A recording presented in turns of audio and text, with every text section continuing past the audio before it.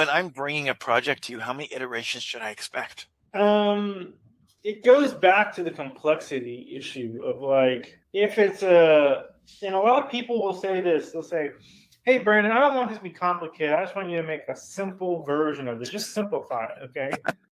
And that is the maybe the biggest misunderstanding in design out there is like to make a simple paperclip is a lot harder than making a complex paper. Once you understand how a simple paperclip works, it's easy. It's easy to see that and go, oh, that's a simple paperclip. It must be designed. But to imagine it, you're probably thinking, okay, these are the whole, like, let's think about this, right?